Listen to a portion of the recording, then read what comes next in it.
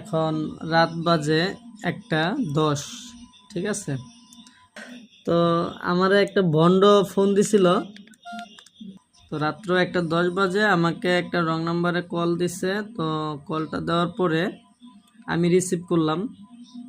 তো রিসিভ করার পরে দরবেশের কণ্ঠে মানে সাধু বাবার কণ্ঠে আমার সাথে কথা বলেছে, ঠিক আছে। সে আমার ব্যাপারে বিস্তারিত অনেক কিছু জানে, ঠিক আছে। অনেক বিস্তারিত অনেক কথা বলতেছে, আর বলতেছে সে নাকি আমাকে কোটিপতি বানিয়ে দিবে, ধন সম্পদের মালিক বানিয়ে দিবে।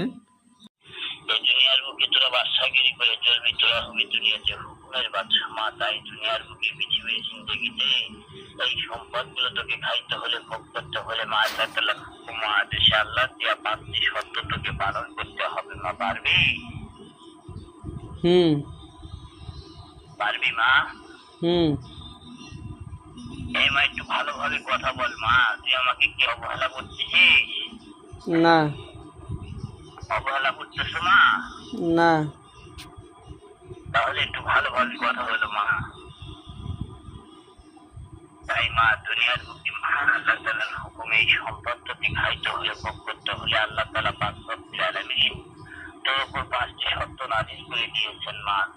তার প্রথম শর্ত বলা হয়েছে দুনিয়ার বুকে পৃথিবীর জিন্দেগিতে মা এই সম্পদ তোকে খাইতে হলে, ভোগ করতে হলে প্রথম শর্ত মা তোকে ছোট্ট নামাজ পড়তে হবে, সৎ পথে চলতে হবে, সৎ যেতে খাইতে হবে, মিথ্যে কথা কদম বলা যাবে না। পারবি? হ্যাঁ।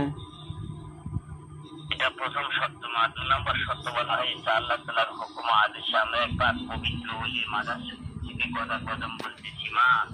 এই পবিত্র ওলি মাদার শরীফখানা তোমায় জিয়ারত করতে হবে, কেননা এই পবিত্র ওলি সিলাই দুনিয়ার জগতে সম্পদ তুই খাবি, পাবি, ভোগ করবি। বুঝতে পারছিস?